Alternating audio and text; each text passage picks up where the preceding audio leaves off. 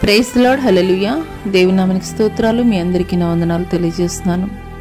Jyotirmayi with Jesus YouTube channel ద్వారా యేసుకి ప్రియ శిష్యుడిగా ఉండాలని కోరుకుంటున్నావా? ఈ యొక్క శీర్షిక భాగంలో యేసుక్రీస్తు వారి యొక్క 12 మంది శిష్యులను గూర్చి పరిశుద్ధాత్మ యొక్క ప్రేరేపణ ద్వారా తెలుసుకుంటున్నటువంటి తరుణంలో మరి ఇంతవరకు కూడాను యేసుక్రీస్తు వారి సేవా పరిచర్య ద్వారా వారి శిష్యులు ఏ రీతిగా పిలువబడ్డారు, యేసుక్రీస్తు వారి సేవా పరిచర్యలో వారు ఏ రీతిగా ఉన్నారనే విషయాలు మనం తెలుసుకున్నాము. మొదటగా పేతురు, తర్వాత అంద్రియ, తర్వాత యాకోబు, యోహాను యొక్క జీవితాన్ని గురించి మరి మొన్న గురువారం అయితే కనుక కొంత భాగాన్ని తెలుసుకున్నాము. మరి ఈ వారము యోహాను యొక్క సేవా జీవితం గురించి అయితే గనక కొన్ని విషయాలు పరిశుద్ధాత్మ సహాయం ద్వారా తెలుసుకుందాము. దానికి ముందుగా కొద్ది నిమిషాలు ప్రార్థన చేసుకుందాము. మహాగణుడ, మహోన్నతుడ, సర్వశక్తుడైనటువంటి దేవా, నీకే వేలాది కోట్ల వందనాలు, స్తుతులు, స్తోత్రాలు చెల్లిస్తున్నాం తండ్రి. అయ్యా, నీ యొక్క ఆలోచన, నీ ప్రణాళిక తండ్రి ప్రభా, నీ యొక్క తండ్రి ప్రభా ఆలోచన మేరకు నాయన నా తండ్రి ఈ యొక్క అయ్యా తండ్రి యేసుకు ప్రియశిష్యుడిగా ఉండాలని కోరుకుంటున్నావు. శీర్షిక భాగంలో ఆనాటి అపోస్తలులుగా పిలువబడుతున్నటువంటి నీ శిష్యులు తండ్రి జీవిత విధానం ఎటు రీతిగా మార్చబడింది, ఎటు రీతిగా తండ్రి చేపలు పట్టేటువంటి జాలర్లుగా ఉన్నటువంటి వారు గొప్ప ఘనమైనటువంటి కార్యాలు నీ నామం పేరిట జరిగించారు. ప్రపంచం నలుమూలలకి సువార్త ఎటు రీతిగా వారు ప్రకటించారనేటువంటి విషయాలను తండ్రి మీరు బోధపరుస్తున్నటువంటి తరుణంలో తండ్రి ప్రభా, ఈ యొక్క అంత్యకాల దినములలో కూడా తండ్రి ప్రభా ప్రతి ఒక్కరిని కూడా అయా తండ్రి నీ శిష్యులుగా మీరు మార్చండి. అయ్యా మీకు స్తోత్రాలయ, మీకు వందనాలు తండ్రి ప్రభా. మీరు మాట్లాడుతుండగా వినగలిగినటువంటి చెవులను, గ్రహించగలిగినటువంటి హృదయాలను తండ్రి ప్రభా కుడి ఉన్న ప్రతి బిడ్డకి నాకు దయచేయమని నజరుడైన యేసు అతి పుణ్య పరిశుద్ధ నామములో అడిగి వేడుకొనుచున్నాం ప్రియ పరలోకపు తండ్రి, ఆమేన్. మరొకసారి దేవుని నామం పేరిట వందనాలు తెలియజేస్తున్నామండి. మరి గత గురువారము యాకోబు తమ్ముడైనటువంటి యోహాను జీవిత చరిత్ర గురించి మనం తెలుసుకున్నాము. యోహాను యొక్క పరిచయము, మరి యోహాను ఏ రీతిగా దేవాది దేవుడు పిలిచాడు, అదే రీతిగా క్రీస్తు త్రయంగా పిలువబడుతున్నటువంటి పేతురు, యోహాను, యాకోబులు క్రీస్తు పరిచర్యలో ఏ రీతిగా వారు పరిచర్య జరిగించారు, ఇలాగూ అనేక విషయాలు అయితే కనుక మనం నేర్చుకున్నాము. మరి పరిశుద్ధాత్మ పొందుకున్న తర్వాత వారి యొక్క సేవా జీవితాన్ని వారు ఎట్టి రీతిగా జరిగించారు అనే కొన్ని విషయాలు అయితే కనుక మనం ఈ వారం నేర్చుకుందాం. హల్లెలూయా. పరిశుద్ధాత్మ పొందుకున్న తర్వాత యోహాను, పేతురు ఇద్దరు కూడాను మరి శృంగారం అనేటువంటి దేవాలయం దగ్గరికి వెళుతున్నటువంటి తరుణంలో మరి అక్కడ పుట్టి కుంటివాడైనటువంటి ఒక వ్యక్తి భిక్షం అడుగుతున్నటువంటి తరుణంలో, ఇది అపోస్తలుల కార్యం 3వ అధ్యాయం 1 నుండి 9 వచనాల్లో మనం చూస్తామండి. మరి అక్కడ అడుగుతుంటాడు కుంటివాడు, అయ్యా నాకు ఏదైనా మరి ఇవ్వమని చెప్పేసి అడిగినప్పుడు మరి పేతురు అయితే కనుక చెప్తాడు, మా దగ్గర వెండి బంగారాలు లేవు కానీ నా యొద్ద కలిగి ఉన్నదే నీకు ఇస్తున్నానని దేవుని నామం పేరిట ప్రార్థన చేసినప్పుడు పుట్టి కుంటివాడైనటువంటి ఆ యొక్క వ్యక్తి గెంతులు వేస్తూ దేవాలయంలోనికి పరిగెత్తినట్లుగా ఉంటాడు. ఆ సమయంలో పేతురుతో కూడా యోహాను గారు కూడాను ఉన్నారు. హల్లెలూయా. అదే రీతిగా అపోస్తలుల కార్యము 2వ అధ్యాయం 38 నుండి 42 వచనాలు, 4వ అధ్యాయం 4వ వచనంలో కూడా మనం చూసుకున్నట్లయితే మరి పేతురు యొక్క ప్రసంగం ద్వారా 3000 మంది మరియు 5000 మంది మారు మనసు పొందుకుని దేవుని తట్టు తిరిగినటువంటి సమయంలో పేతురుతో కూడా ఈ యొక్క యోహాను ఉన్నట్లుగా అయితే కనుక లేఖనం తెలియజేస్తుంది. అంత మాత్రమే కాదు, అపోస్తలుల కార్యం 8వ అధ్యాయం 1 నుండి 6 వచనాలు చూసుకున్నట్లయితే అక్కడ కూడాను సమరయ వారు దేవుని వాక్యాన్ని అంగీకరించిరని యెరూషలేములోని అపోస్తలులు విని పేతురును, యోహానులు వారి మీద చేతులుంచగా వారు పరిశుద్ధాత్మ పొందుకున్నారు. హల్లెలూయా. ఇక్కడ సమరయ పట్టణాల్లో మరి దేవుని వాక్యం ప్రకటించబడినటువంటి తరుణంలో అపోస్తలుల కార్యము 8వ అధ్యాయం ఒకసారి చూద్దామండి. అపోస్తలుల కార్యము 8వ అధ్యాయంలో మరి అక్కడ స్టెఫను హల్లెలూయా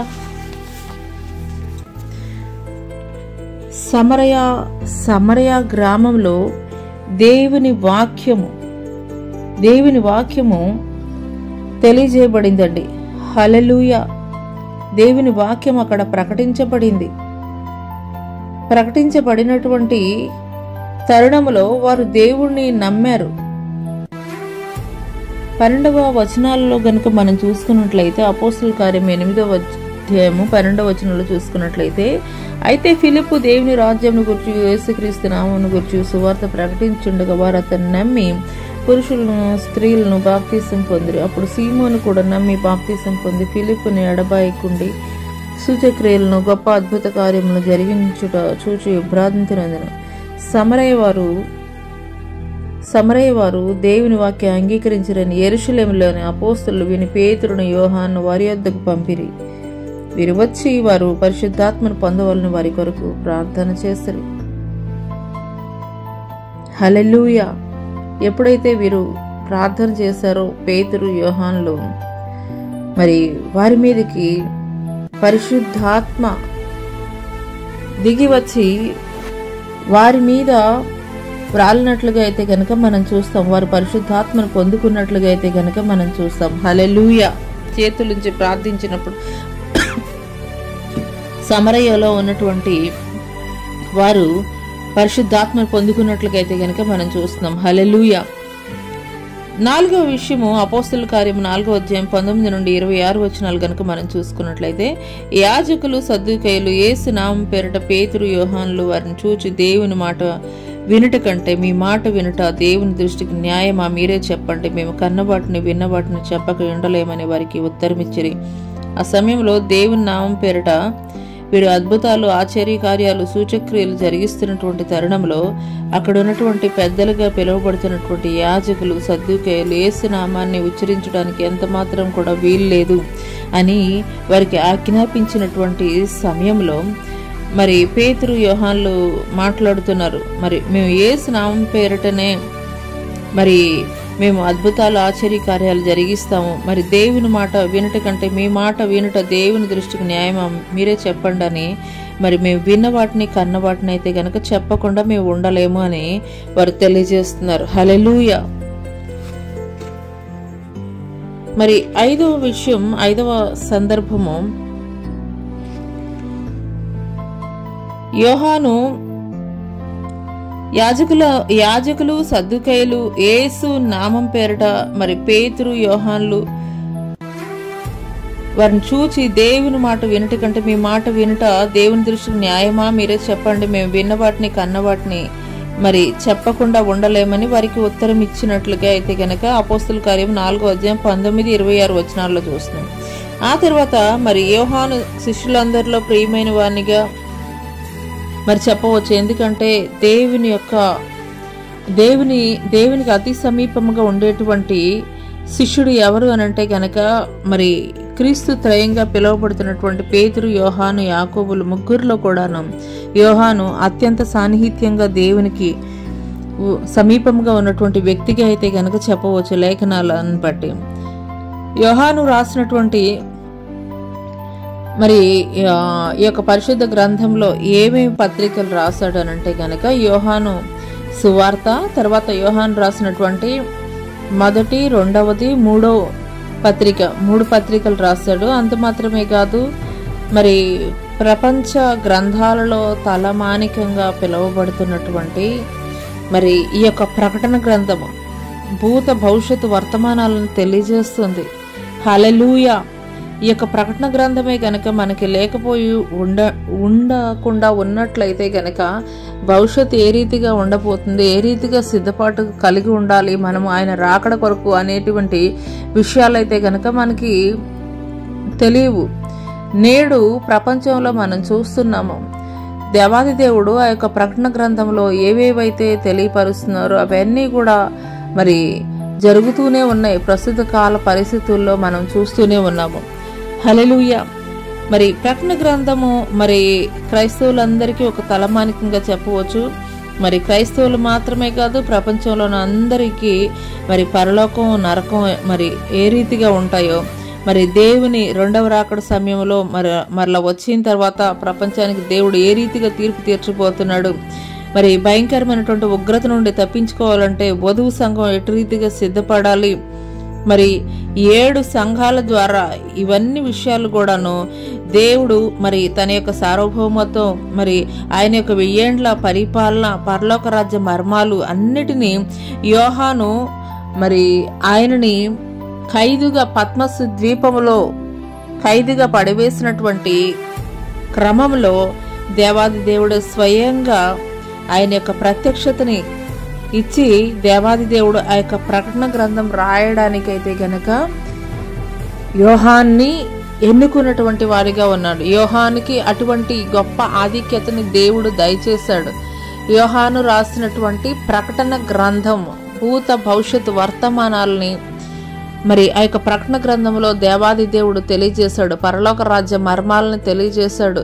రానున్న దినముల్లో ఆయన రాకడ, రెండవ రాకడ సమయంలో ఎటు రీతిగా సిద్ధపడాలి, ఎటు రీతిగా ఆయన రాకడ సమయంలో ఏ రీతిగా ఈ భూ ప్రపంచం మీదకి ఏమేమి సంభవించబోతున్నాయి, ఏమేమి జరగబోతున్నాయి, ఏమేమి విపత్కర పరిస్థితులు మానవాళ్ళ కోటి ఎదుర్కొనబోతుంది, ఇలాంటి అనేకమైనటువంటి విషయాలు దేవుడు యోహాను ద్వారా ఆ యొక్క ప్రకటన గ్రంథంలో పొందుపరిచి ఉన్నారు. హల్లెలూయా.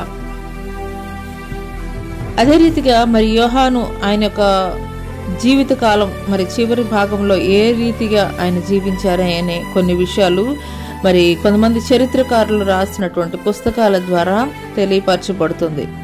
ఏసుబిఎస్ అనే చరిత్రకారుడు పద్మస్ ద్వీపాన్ని గురించి మరి రాశాడు ఆయన యొక్క పుస్తకంలో. దాంట్లో ఏమని రాస్తుందంటే, మరి ఈ ద్వీపం ఎక్కడ ఉన్నదంటే టర్కీలోని నేరస్తులను ఉంచే ఏకాంత ద్వీపము. యోహానుకు దేశ బహిష్కరణ విధించబడిన తర్వాత ఆయన పద్మస్ ద్వీపంలోని రోమియోల పరిపాలనలో డొమిషియన్ చక్రవర్తి కాలంలో క్రీస్తును ప్రకటిస్తున్నందుకు గాను వారికి వ్యతిరేకంగా ఉన్నందుకు పంపించారు.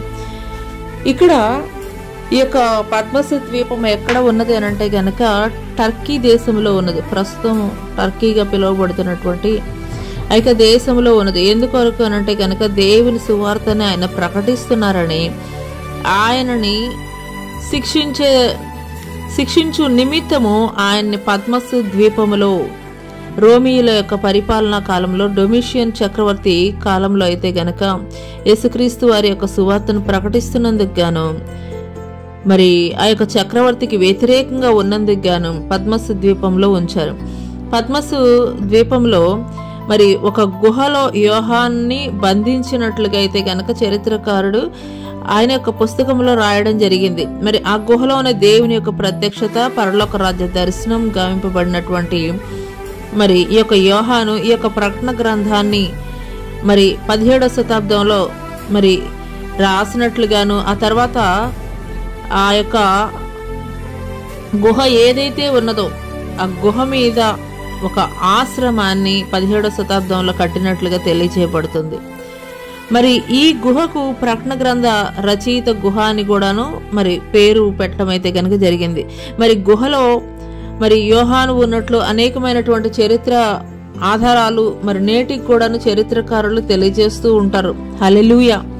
మరి యోహాను ప్రొకోరస్ అను శిష్యుడు travel and miracles of saint John theologian అనే పుస్తకం రాశాడు.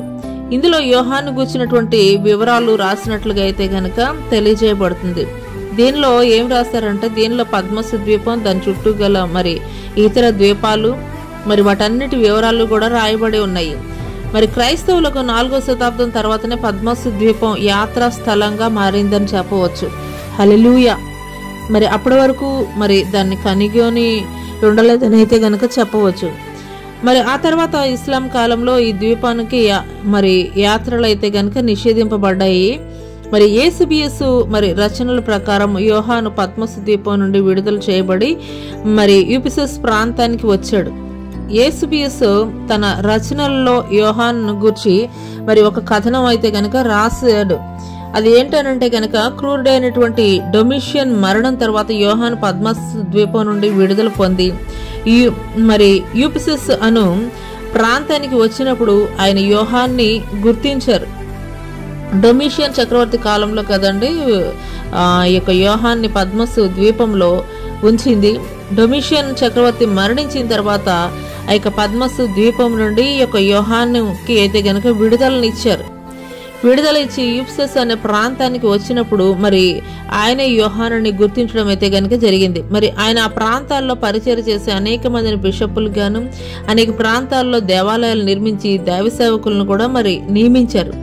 ఈయన పర్యటనలు టెర్టులియన్ రచనల ద్వారా యోహాను రోమాలో పేతురుతో పరిచయం చేస్తున్నప్పుడు మరి అక్కడ ఉన్న పాలకులు యోహాన్ను శ్రమల పాలు చేయాలని మరి మరుగుతున్న నూనెలో పడేశారు. కానీ అద్భుతంగా యోహాను రక్షించబడ్డారని మరి టెర్టులియన్ అనేటువంటి చరిత్రకారుడి యొక్క రచనల ద్వారా అయితే కనుక తెలియపరచబడుతుంది. హల్లెలూయా. ఆ తర్వాత జెరోమ్ అనేటువంటి చరిత్రకారుడు ఏమి రాశారంటే, జెరోమ్ యొక్క మరి వ్రాతల ప్రకారం వృద్ధుడైనటువంటి యోహాను ఆయన శిష్యులు చేతులపై ఎత్తుకొని పరిచర్య నిమిత్తం దేవాలయానికి తీసుకొచ్చేవారని రాశాడు. మరి ఆ కూడికల్లో యోహాను ఎక్కువగా బోధించినటువంటి అంశం ఏంటంటే, చిన్నపిల్లలారా మీరు ఒకరినొకరు ప్రేమించుడి. మరి ఈ విషయమై మరి అనేకులు అయ్యా మీరు ఈ విషయమై ఎక్కువగా ప్రబోధించడానికి కారణం అని అడిగినప్పుడు మరి ఇది దేవుని ఆజ్ఞ అని యోహాను గారు తెలియపరిచినట్లుగా జెరోమ్ అనేటువంటి చరిత్రకారుడు తన యొక్క గ్రంథంలో అయితే గనక వ్రాయడం జరిగింది. హల్లెలూయా. ఆ తర్వాత యోహాను యొక్క మరణం ఏ రీతిగా జరిగింది అని అంటే గనక, యోహాను మరి నిండు వృద్ధాప్యం కలిగి 88 సంవత్సరాల వయసులో మరి యూప్సస్ టర్కీ దేశంలో మరి 98 ఏడీలో సహజ మరణం ద్వారా ప్రభు యొద్దకు చేరుకున్నట్లుగా మరి చరిత్రకారులు తెలియజేస్తున్నారు. మరి యేసుక్రీస్తు వారి యొక్క 12 మంది శిష్యుల్లో సహజ మరణం పొందినది ఎవరు అనంటే గనక ఒక యోహాను మాత్రమే. హల్లెలూయా. ఇప్పటికీ కూడాను మరి టర్కీలోని యూప్సస్లో మోడర్న్ డే మరి టర్కీ దేశంలో యోహాను సమాధిని సెయింట్ జాన్స్ బాసిలికాగా పిలువబడుతుంది నేటికి కూడాను. మరి ప్రపంచం నలుమూల నుండి కూడాను మరి ఈ స్థలానికి అనేక మంది వచ్చి యాత్రా స్థలంగా అయితే కనుక ప్రస్తుతం కూడాను సందర్శించేటువంటి వారిగా ఉన్నారు. హల్లెలూయా. మరి ఈ యొక్క యోహాను యొక్క జీవిత చరిత్రను గురించి మనం తెలుసుకొని ఉన్నట్లయితే గనక, మొదటగా ఈ యొక్క యోహాను యాకోబు యొక్క తమ్ముడుగా పిలువబడుతున్నాడు. యాకోబు యొక్క తమ్ముడు. అంత మాత్రమే కాదు, వీరు చేపలు పట్టేటువంటి జాలర్లు అయినప్పటికీ కూడాను యేసుక్రీస్తు వారు ఎప్పుడైతే పిలిచారో యేసుక్రీస్తు వారి యొక్క మాటకి విధేయత కలిగి దేవుణ్ణి వెంబడించినటువంటి వారిగా ఉన్నారు. అంత మాత్రమే కాదు, మరి యేసుక్రీస్తు వారి యొక్క త్రయం అని పిలువబడేటువంటి ముగ్గురు పేతురు, యోహాను, యాకోబులలో కూడాను ముఖ్యమైనటువంటి వ్యక్తి మరి దేవునికి అతి సమీపంగా సాన్నిహిత్యంగా ఉండేటువంటి శిష్యుడు ఎవరు అనంటే గనక ఈ యొక్క యోహాను అని చెప్పవచ్చు. హల్లెలూయా.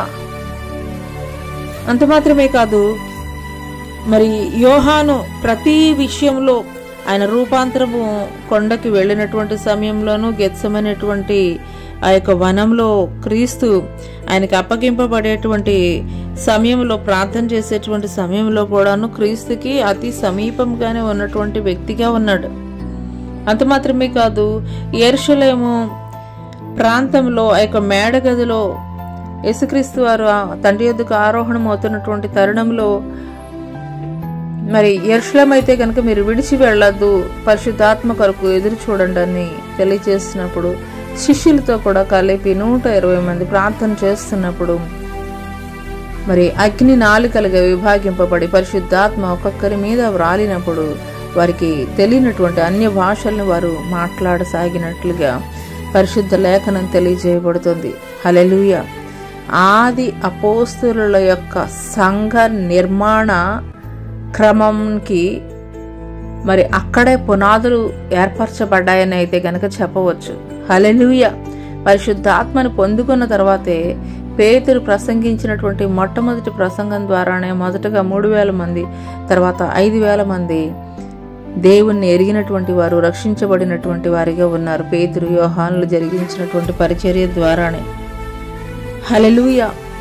ఆ తర్వాత ఈ యొక్క యోహాను, పేతురులు కూడాను శృంగారం అనే దేవాలయం దగ్గర పుట్టి కుంటివాడైనటువంటి వ్యక్తిని యేసు నామం పేరిట బాగు చేయడము, తర్వాత పరిశుద్ధాత్మ వారి సమరయ ప్రాంతంలో దేవుణ్ణి ఎరిగిన తర్వాత వారి మీద చేతులు ఉంచినప్పుడు వారు కూడా పరిశుద్ధాత్మను పొందుకున్నటువంటి వారిగా ఉన్నారు. అంత మాత్రమే కాదు, మరి శాస్త్రులు, పరిసయ్యులు, సద్దూకయ్యులు, యాజకులను పిలువబడేటువంటి వారు కూడాను దేవుని నామాన్ని మీరు ఉచ్చరించకూడదనంటే వారికి వ్యతిరేకముగా దేవుని పక్షముగా నిలబడినటువంటి వారిగా ఉన్నారు. హల్లెలూయా. యోహాను మరి ఈ యొక్క పరిశుద్ధ గ్రంథంలో రాసినటువంటి పుస్తకాలు ఏంటంటే యోహాను సువార్త, మరి యోహాను పత్రికలు 1, 2, 3, ప్రకటన గ్రంథము, ఈ 4 పుస్తకాలను కూడాను యోహాను రాస్తున్నట్లుగా అయితే గనక తెలియజేయబడుతుంది. హల్లెలూయా. ప్రకటన గ్రంథము ఏ రీతిగా అనంటే కనుక ఒక ఆయువు పట్టు లాంటిది. ప్రకటన గ్రంథమే లేకపోయినట్లయితే కనుక మరి ఆయన రాకడ కొరకు ఎటు రీతిగా సిద్ధపడాలి, ఎటు రీతిగా ఆయన 7 సంఘాల్లో చెప్పినటువంటి ప్రతి ఒక్క తప్పిదాలని, దోషాలని ఏ రీతిగా సరిచేసుకోవాలి అనేటువంటి విషయాలు అయితే కనుక మనకి తెలియజేయబడవు. ఆ యొక్క ప్రకటన గ్రంథం ద్వారానే దేవుడిచ్చినటువంటి ఆ యొక్క ప్రకటన గ్రంథం పరలోక రాజ్య మర్మాలని తెలియజేయడం ద్వారానే భూమి మీద ఏ రీతిగా సిద్ధపడాలి ఆయన రాకడ కొరకు అనేటువంటి విషయాలు, 1000 ఏండ్ల పరిపాలనా కాలము, ఇవన్నీ కూడాను ఆ యొక్క ప్రకటన గ్రంథంలో పరిశుద్ధుడైనటువంటి దేవుడు పరలోక రాజ్య దర్శనాన్ని చూపిస్తూ ఆయనతోటైతే గనక రాయించడం జరిగింది. హల్లెలూయా. అంత గొప్ప ధన్యతను, భాగ్యాన్ని యోహాను పొందుకున్నాడు. హల్లెలూయా. ఆ తర్వాత డొమిషియన్ చక్రవర్తి కాలంలో సువార్త ప్రకటిస్తున్నారు అనేటువంటి నెపముతోటి తీసుకుని వెళ్ళి పద్మసు ద్వీపంలో పడవేసినటువంటి తరుణంలోనే ఈ యొక్క అదృష్టాన్ని యోహానైతే గనక పొందుకున్నాడని చెప్పవచ్చు. హల్లెలూయా. చాలాసార్లు మన జీవితాల్లో మనం ప్రతికూలమైనటువంటి పరిస్థితులు ఎదురైనప్పుడు, ఒంటరి అయినటువంటి పరిస్థితులు ఎదురైనప్పుడు, అయ్యో ఏంటి దేవుణ్ణి నేను కరెక్ట్గా భక్తి చేస్తున్నాను, వెంబడిస్తున్నాను, అయినప్పటికీ కూడా నా జీవితంలో ఏంటి ఇలాంటి ప్రతికూల పరిస్థితులు ఇలాగ నేను ఎదుర్కొంటున్నానని మరి కృంగిపోయేటువంటి వారముగా ఉంటాము. కానీ తెలుసుకోవాల్సిన విషయం ఒకటి ఏంటంటే, దేవునితోటి మనం ఎప్పుడైతే కరెక్ట్గా నడవాలని చెప్పేసి ఒక తీర్మానం కలిగి ఉంటామో అప్పుడే శ్రమలు ఎదురవుతుంటాయండి, అప్పుడే ప్రతికూలమైనటువంటి పరిస్థితులు ఎదురవుతుంటాయి. కానీ అటువంటి ప్రతికూలమైనటువంటి పరిస్థితుల్లో కూడా దేవుడు ఎప్పుడు కూడా నిన్నైతే కనుక చేయి విడిచిపెట్టడు. నువ్వు ఏ రీతిగా నడుచుకోవాలి, ఏ మార్గాల్లో నువ్వు వెళ్ళాలి, నిన్ను గైడెన్స్ చేస్తూ ఉంటాడు పరిశుద్ధాత్ముడు. అదే రీతిగా ఆ యొక్క పద్మసు ద్వీపంలో మరి పగలు భయంకరమైనటువంటి ఎండ, రాత్రి మరి ఎముకలు కొరిగేటువంటి భయంకరమైనటువంటి చలి, మరి అక్కడ చనిపోయినటువంటి వారి యొక్క శవాలు నుండి వచ్చేటువంటి భయంకరమైనటువంటి దుర్గంధము, ఇలాంటి ప్రతికూలమైనటువంటి పరిస్థితుల్లో కూడాను మరి దేవుడిచ్చినటువంటి గొప్ప ధన్యత ఏంటి అని అంటే కనుక పరలోక ప్రత్యక్షతను చూడగలిగాడు. హల్లెలూయా. నా జీవితం ఇంతే, నా జీవితం ఇంకా ఎప్పటికీ బాగుపడదు, నేను ఇంతే, ఈ రీతిగా నువ్వు చుట్టుపక్కల వారు మాట్లాడేటువంటి మాటలను బట్టి, లేదంటే అపవాది నిన్ను వ్యతిరేకమైనటువంటి ఆలోచనల్లోకి నెట్టివేస్తున్నటువంటి తరుణంలో నువ్వు కృంగిపోతున్నటువంటి స్థితిలో, మరి నా జీవితంలో ఎన్నటికీ మరలా మంచి రోజులు చూడలేను అని కృంగిపోతున్నావా? అయితే ఒక యోహాన్ని ప్రతికూలమైనటువంటి పరిస్థితుల్లో కూడా దేవుడు ఏ రీతిగా ఒక ధన్యకరమైనటువంటి జీవితాన్ని దయచేశాడో, దేవుడు అదే రీతిగా నువ్వు అలాంటి పరిస్థితుల గుండా వెళుతున్నటువంటి తరుణంలో దేవుడు నీ పక్షముగా కూడాను నీ జీవితాన్ని కూడా ఆయన మార్చబోతున్నాడు. హల్లెలూయా. అంత మాత్రమే కాదు, దేవుని యొక్క సువార్త ప్రకటిస్తున్నాడని మరి నూనెలో కాగుతున్నటువంటి నూనెలో వేసినటువంటి క్రమంలో కూడాను యోహాను అయితే కనుక ఆయన ఎక్కడ కూడాను మరణానికి తల వంచలేదండి. అంత స్థిరంగా దేవుడు నిలబెట్టాడు. ఈ మాటలు వింటున్నటువంటి ప్రియ సహోదరి సహోదరుడా, నీ జీవితంలో ఎంత భయంకరమైనటువంటి సిచ్యుయేషన్స్ ఎదురైనప్పటికీ కూడాను, ఎంత ప్రతికూలమైనటువంటి పరిస్థితులు ఎదురైనప్పటికీ కూడాను, నీ చుట్టుపక్కల ఉన్నవారు, నీ బంధువులు, నీ స్నేహితులు, నీ కుటుంబీకులు చెప్పవచ్చు, ఇది ఇంపాసిబుల్, ఇది ఎప్పటికీ కూడా సాధ్యం కాదు, ఈ రోగం నయం కాదు, నీకు గర్భఫలం కలగదు, నీకు వివాహం జరగదు, నీ ఉద్యోగం పొందుకోలేవు, నీ తలరాత ఎన్నటికీ మార్చబడదు. ఆ దేవుడే దిగి వచ్చినా గానీ నీ పరిస్థితులు ఎన్నటికీ కూడా మార్చబడవు అని నీ చుట్టుపక్కల వారు మాట్లాడుతున్నారా? అదే రీతిగా షామ్రోన్ అనేటువంటి పట్టణాన్ని గురించి పరిశుద్ధ గ్రంథంలో తెలియజేయబడుతుంది. షామ్రోన్లో భయంకరమైనటువంటి కరువు వచ్చినటువంటి తరుణంలో అక్కడ ఎలీషా ప్రవక్త వెళ్ళి రాజుకు తెలియజేస్తున్నాడు, రేపటి దినము ఈ యొక్క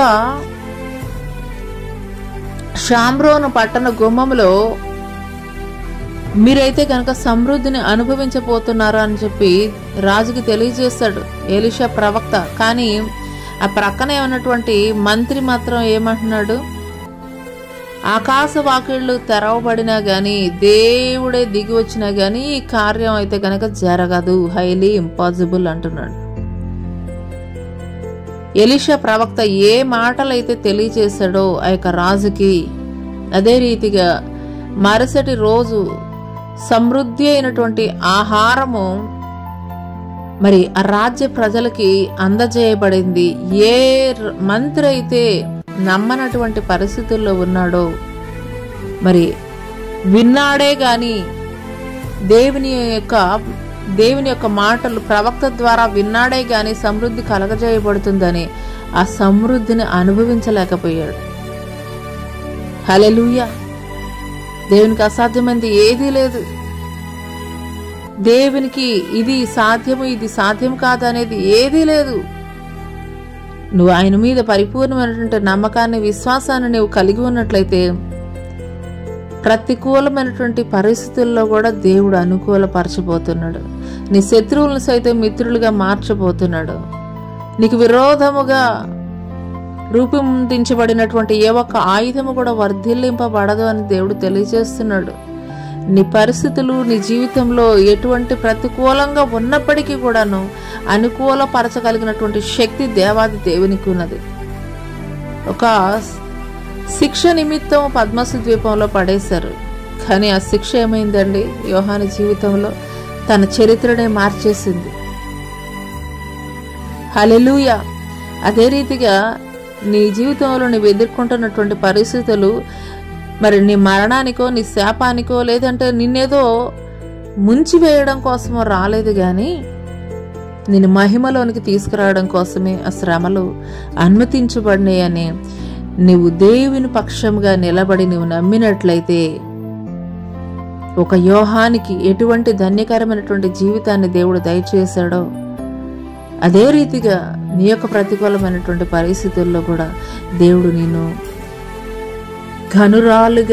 ఘనుడిగా దేవుడు నిలబెట్టబోతున్నాడు. ఏ జనులైతే ఎందుకు పనికిరాదు, గొడ్రాలు, మరి ఎంత మాత్రం కూడా వీరి జీవితాల్లో కార్యాలు జరిగించబడవు, ఎంత మాత్రం కూడాను మరి వీరు ఉద్యోగం పొందుకోలేరు, వీరికి వివాహం జరగదు, గర్భఫలం పొందుకోలేరు, ఇట్లాగూ నీ జీవితంలో ఏ పరిస్థితులు గుండా వెళుతూ మరి ఉన్నటువంటి తరుణంలో నీ చుట్టుపక్కల వారు మాట్లాడారో అదే జనుల ఎదుట దేవుడు ఘనమైనటువంటి కార్యములు చేసి వారే సాక్ష్యం పలికే రీతిగా దేవుడు జరిగించబోతున్నాడు. అట్టి కృప దేవుడు మీకు దయచేయునుగాక. ఆమేన్.